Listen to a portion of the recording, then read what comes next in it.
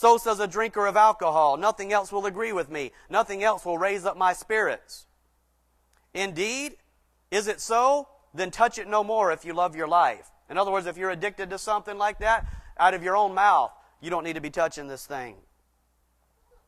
When I first left off tea, I was half asleep all day. My head ached from morning to night. I could not remember a question asked. What's he having? Withdrawals from the drug. But in a week's time, all these inconveniences were gone and have never returned since. Know that your having used it so long has brought you near the chambers of death. But some say tea is not so hurtful as alcohol. Wesley says, I do not believe it is. But it is hurtful, and that is enough. I have recovered hereby that healthy state of the whole nervous system. Wouldn't it be great? No telling what he recovered in not only his health, but his emotional health. Dr. Simon Andrew Tissot, Andre Tissot, around the same time argued that Buntuki, or whatever his name is, in promoting coffee and tea, had corrupted the whole of Northern Europe. He reminded us that the great ancient writers wrote their books without caffeine. Where does Buntuki come from? Hired. Linnaeus, the 18th century botanist. Have you ever seen anybody that could do some work? I mean, this man categorized all of these plants, and I mean, what amazing work he did. He says coffee might be considered useful by those who set a higher worth upon saving their time than on maintaining their lives and health. In 1883, John Cole, in the English medical journal Lancet, wrote about tea and coffee dangers, noticing an increase in heart attacks that was spreading around Europe at the time that he linked to caffeine. I want to remind you that the original scriptures, as well as the King James Bible that you have in your hand, when you say, I can't function without caffeine, I want to show you what a delusion you're under. The King James Bible that's in your hand, that precious book that God blessed, was written without tobacco, coffee, tea, or chocolate stimulation. Shakespeare never mentions any of these stimulants. The Mayflower had no tea or coffee. The idea that you can't live, you can't write, you can't function, that's the delusion brought upon you by. And it's probably true, because you've been high on drugs, your body won't function without it. But if you get off of the drug, you'll be able to function. It was from Aztec hands that the Spanish were first served chocolate, which was harvested amidst human sacrifices and fornication. Only the nobility and warriors had an opportunity to partake of it. So again, men, and then only the nobility and warriors could touch the drug, while they're partaking of human sacrifice and fornication. But it's not all that different now. You've got fornication and you've got human sacrifice. We call it abortion. Only we've fallen worse than the Aztecs. They wouldn't let the average person have the drug. They believed it imparted inspiration from the gods. In 1590, Acosta wrote that it is a crazy thing valued in Mexico. It disgusts those who are not used to it. And if I brought cocoa nibs to you today, I wouldn't put any child on it, but they'd spit it out of their mouth instantly. Chocolate's disgusting. It's bitter, it's poison. You can taste that it's poison. But when you add milk and a whole bunch of cane sugar, then, oh, I like chocolate. You don't like chocolate. You like sugar.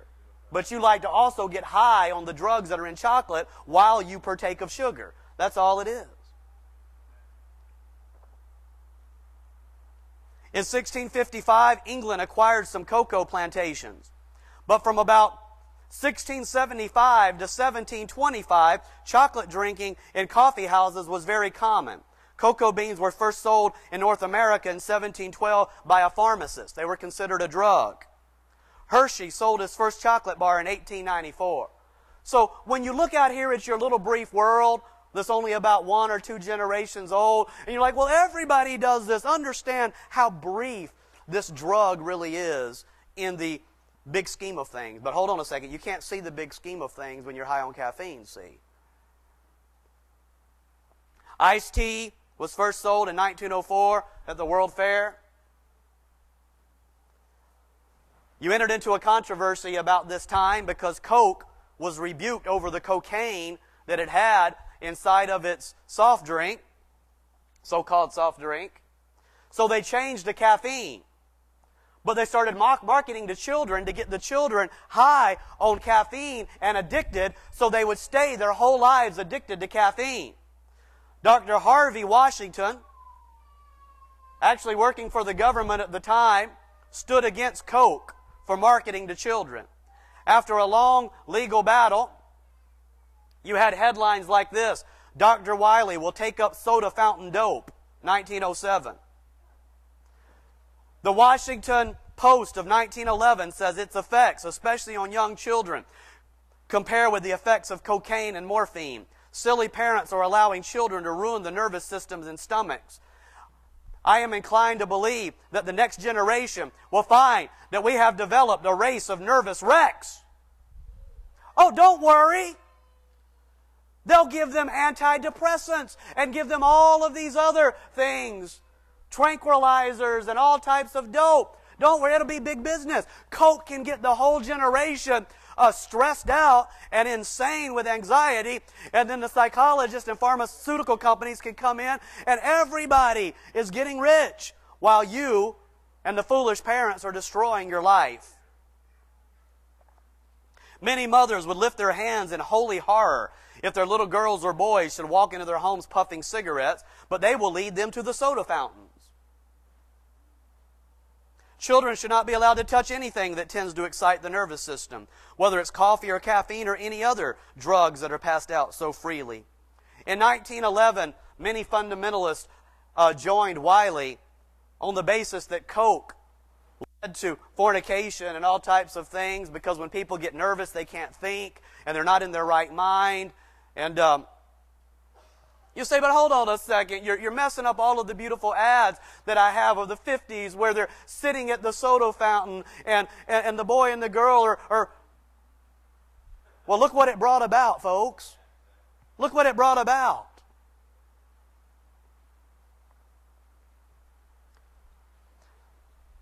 Finally, the fundamentalists and the government won, and Coke could no longer use their advertisements that showed little children getting high off of caffeine.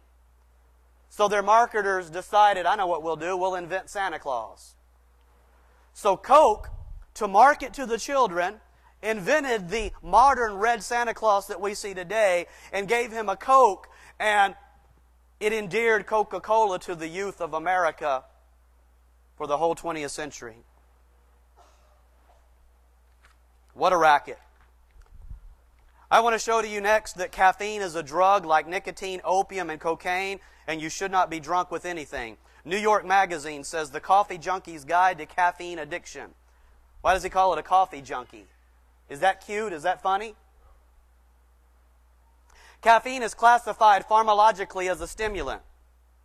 Pharmacologically. A cousin of cocaine and amphetamines, including Adderall.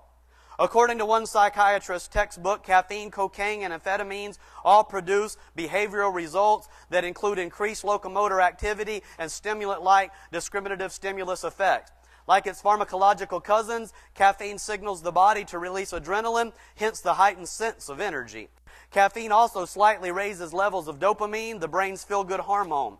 Cocaine and amphetamines essentially do the same thing. The higher a drug's highs, the lower its lows.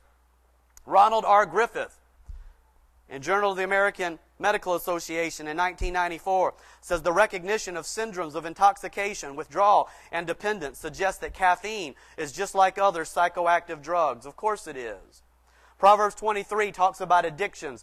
It says, when shall I awake? I will seek it yet again. When shall I come down off my coffee high? I must go have it again or I can't function.